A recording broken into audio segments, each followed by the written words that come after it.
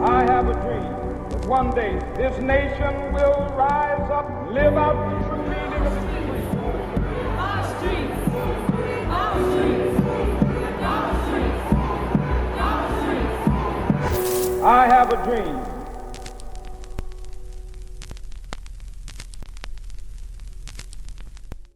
Hello, I'm Anne Marie Johnson, and welcome to Tears, the event against racism and stereotyping.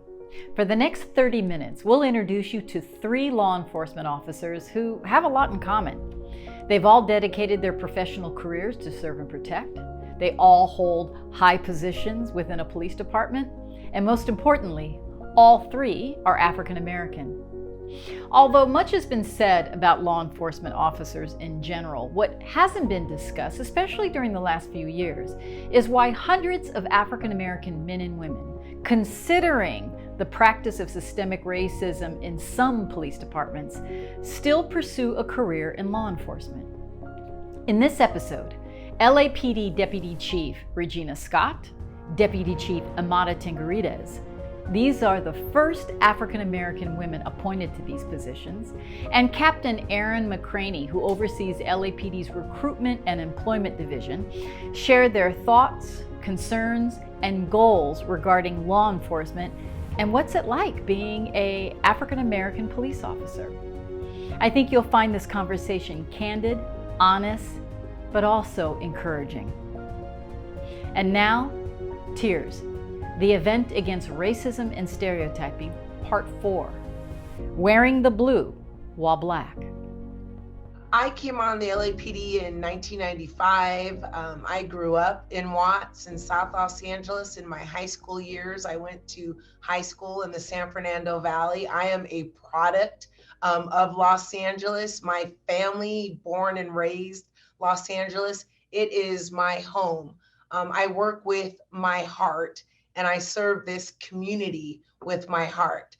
As a young officer, when I made the decision to become an LAPD officer, I did so with one thing in mind: serving and protecting the community that I grew up in. And I think my entire career has been built around deepening these relationships and then working alongside the communities with the trust that has been built to address some of the issues and concerns in the community. A dream I never thought we would achieve, because it was a dream that we never saw.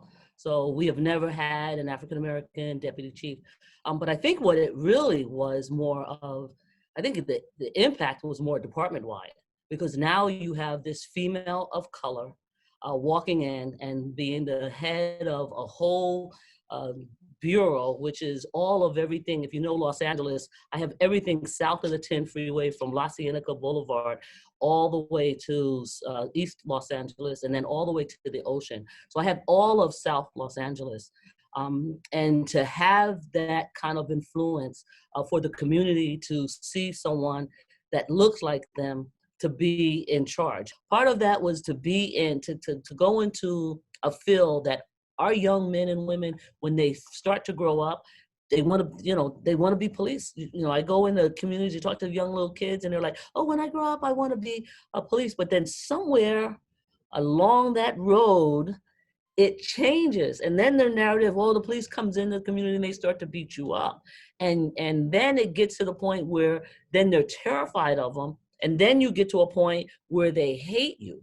And you're like, how does that transform? And we're in that point where, or who or what is that thing that kind of breaks that cycle? See the community through my eyes and my expectations. I think when you get to that level, you have a lot of influence, and you have a lot of you have a lot of ability to change, to start to change culture. It influences the community. It influences the officers that is there, and then it influences the ability for my introspectum as being a female, as being Black, as being a mother, as someone who lives or have family that lives in the community. My opinion being brought to the chief of police when we make decisions on how we're going to deploy in some type of tactical or crime prevention. I can bring that to light of how that is going to impact my community. if I had a little bit to do with the changing of the culture of policing, if I had a little bit to do with bringing in diversity, or if I had a little bit of inspiring that young man or woman that thought, oh, I could never be a police officer, and then they see me to do that, or if I change any officer's mindset, then I've done my job. For me, it was something that I always thought about, something I always wanted to do. Like many people in life, though, when you're in college and you kind of get out of college, you kind of just fall into a job. And I started out in banking, and things worked really well for me in banking. However, I still had this thought, this feeling about becoming a police officer. I had a friend of mine I went to school with that he would come into the bank, and he had his uniform on, and I was so proud, and I wanted to tell everybody, hey, that's my friend, I know this person. And that kind of just stirred me to take a closer look to see if it's something I wanted to pursue. And so from then I did actually start taking the steps to look into becoming a police officer. I can tell you that growing up in the city of Los Angeles, this is where I was born, this is where I was raised, where I was reared, this was my whole life. And I've had my fair share of contacts with LAPD, and it wasn't necessarily because of something that I did, so I understand, what that feeling is like, but at no point in time did that ever deter me from, wanting to become a police officer. And I say that it wasn't just me. There are many others that I knew in the community that had thoughts and desires, and then actually went on to become a police officer. Everyone was very, very supportive of me being a police officer, being friends, being my family. I can tell you my family, like many, were a part of the second Great Migration. They came from the South. My mother's family came from Arkansas. My father's family came from Mississippi. And they came here in the 40s. And when they came here, they were met with the same things that many others were met with when they arrived. But with that said, even with the feelings that I always talk about that has gone over generation after generation, the feelings of the community and the LAPD. With that said, I still got nothing but support from my family and everyone around me. Of all the communities that we recruit in, African American community is the toughest, and I think a lot of it has to do with the past. It has a lot to do with the history of the interaction between the police and those in the community. My role, as far as being the commanding officer of recruitment and employment division, it's really key because for me, the way I view it, everyone that gets hired for the police department goes before me. I make that hiring decision on behalf of the chief of police. So that means that the decisions that I make today are going to affect the next 3 generations. We're talking 30 years from now, someone I hire today will be out policing. And so that's why it's so important that, you have people, like me in this position to be able to have that effect. And so I would love and welcome the opportunity to get input from members of the community to kind of get them to understand, what it is that I am looking for, what it is that I'm seeking, but also to get their input so that they can be a part of what's going to happen for the next, generations to come. It goes without saying that the abuse and deaths of African Americans at the hands of some in law enforcement should never be tolerated. And those responsible for these horrible acts should be punished to the highest letter of the law. But if Black lives matter, shouldn't the knowledge, opinion, and hands-on experience of Black police officers matter too? The overwhelming majority of African Americans believe that there needs to be changes within the judicial system, specifically within law enforcement. From hiring to accountability to the redistribution of funds, real systemic changes must take place. But how can these changes take place if those who are most vocal about defunding the police and police abuse and abolishment refuse to sit at the table with the police, especially police officers of color? Our guests share their thoughts on this issue. Law enforcement has to consistently assess themselves, listen to the community, have proper training, and evolve alongside the community. I think it's so important that people also know that officers are hurting too.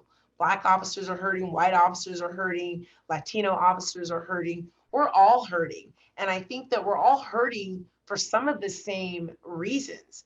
And we all want the same thing. We want peace in our communities. We want safety, and we all want to be valued and understood. No one wants to be disrespected. And there is a lot of anger and a lot of tension with some of the activist groups and some of our city leaders. And it's okay to sit on those feelings and have those feelings. But when there's a refusal to come to the table and sit down and have dialogue and conversation, then it causes you to pause and really wonder, what is your motivation? If we can't have communication and dialogue, do we really want to fix things? And I think it's key to look at ourselves and not necessarily root for one team or root for the other. But in order for us to survive in this ecosystem called life, we have to sit at the table and have conversations. I think with Black Lives Matter, they clearly want nothing to do with the police.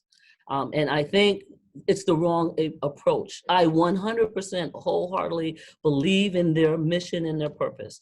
I think the narrative had to be spoken. I think people have to understand where law enforcement came from, and that sometimes, we are a tool of everybody else to make different people to behave. But I think what Black Lives Matter is, they're not thinking big enough, and they're not broad, and they're not open, because even though law enforcement might police different, because of the crime and the issues that are in our community, I think we have to take a holistic, and I'll take your word, unity approach to how we police. I don't think it's this or that, or one or the other. I think it's both. I think I think what they need to do is, once their message has been heard and they understand that they're going to get resources to help police the community, then they have to talk about what that looks like. And they're not willing to do that. And that is one of the things that I hope that they understand. There is a place and a role in Black communities for law enforcement. And then there is a place where law enforcement don't need to be. The police is not their enemy. And as long as they continue to make it the enemy, we will always have these polar opposites. And we should not be. We should be more like magnets, and we should be together. So first of all, again, the same concerns they have would be the same concerns I have. Our concerns would not be separate. I feel the same things they would feel. This whole concept of defund the police, I don't necessarily agree with that, because I think police are needed. I think that they are valued, but they need to be monitored, they need to be checked, they need to be evaluated, and there need to be systems in place. The thing for me that is discouraging is that we can't get organizations such as like that to come in and talk about it and be a part of this change. I think the police department has said, yeah, we're open to doing things differently. We're open at being better. There's no perfect situation. And I think LAPD would be included in that. But I think what the department has reached out to say, hey, come in, partner with us. Let us show you, let's, look behind the curtain so you can see exactly the things that we're doing, and then help us to get to a better place. And I'm so open and want for that to happen. I think there's a thought that, if you're Black and you become a police officer, that somehow you forget where you come from or who you are. And, that is totally inaccurate. Many still live in the community. Many have family members in the community. Many are a part of the community. And so there's no separation. Like, just because we put the uniform on, it doesn't take away who we are. I think that we both have the same end goal, right? We want to make the city of Los Angeles, we want this nation to be a better place for all people from all walks of life, regardless of race, color, creed, nationality. But I think the only way we can do that is that we meet and we discuss and we interact. You know, here's something that I learned from a quote from Abraham Lincoln, which he says, "I don't like that person very much. I must get to know him better." And I think the same thing applies here, that I understand that they don't like the police department, but I think that they should get to know the police department a little bit better.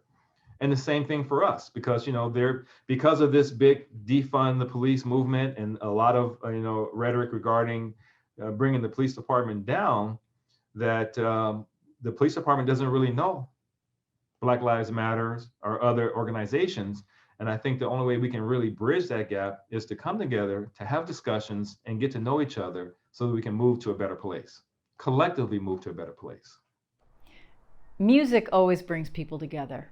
Iconic performer Freda Payne, along with rapper Lil Joe and members of the LAPD and Spirit of David choirs, build a bridge of unity with their performance of Lean on Me. We hope you enjoy it. Yeah.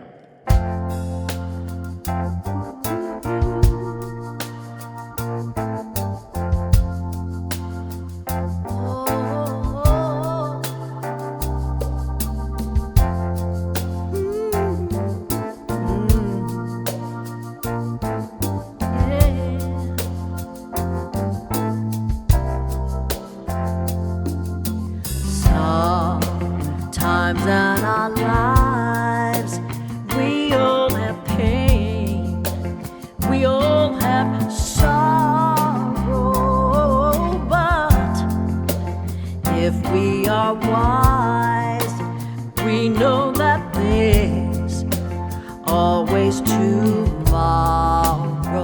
Lean on me when you're not strong, and I'll be your friend.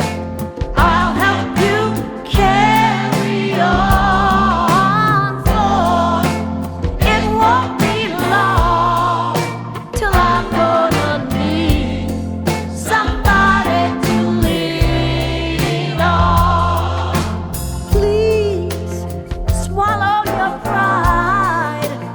If I have things you need to borrow, for no one can fill those of your needs that you won't let show.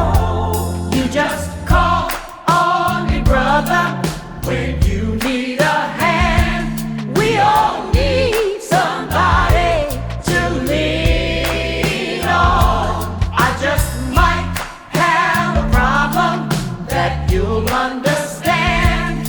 We all need somebody to lean on. Lean on me when you're not strong, and I'll be your friend.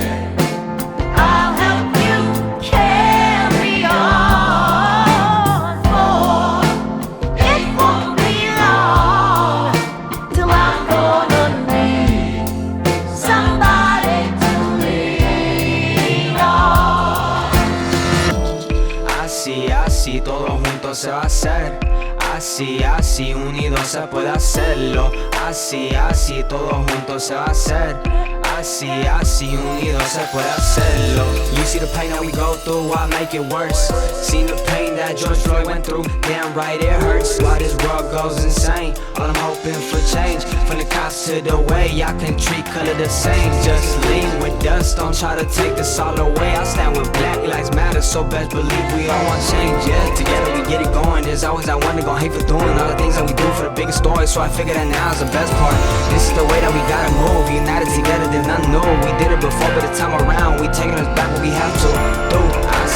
Así, todo junto se va a hacer. You just call on me, brother, when you need a hand. We all need somebody to lean on.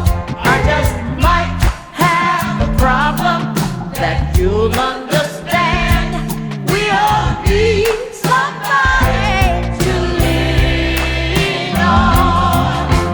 If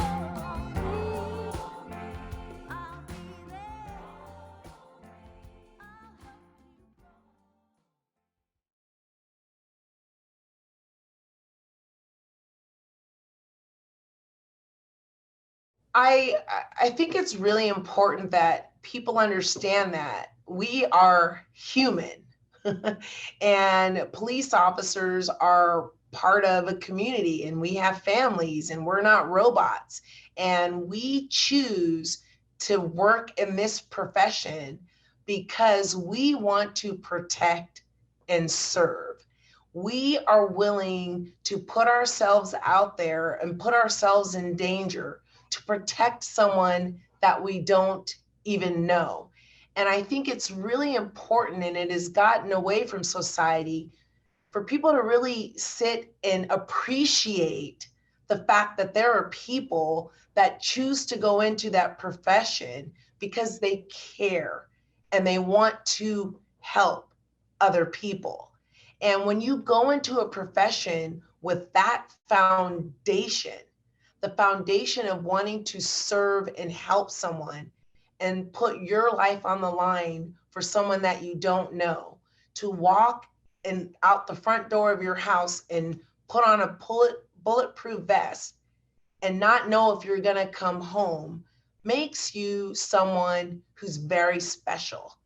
And I think it's important that people don't forget why individuals like me want to become a peace officer. And at the end of the day, I think we are creatures that have to live a life of purpose, no matter what that is. And I think law enforcement, for me, always wanting to be able to serve, to be able to have an impact on individual lives. I think there is no greater profession that can do that. And it offers you that opportunity every day. I really wish people understand is that we're people.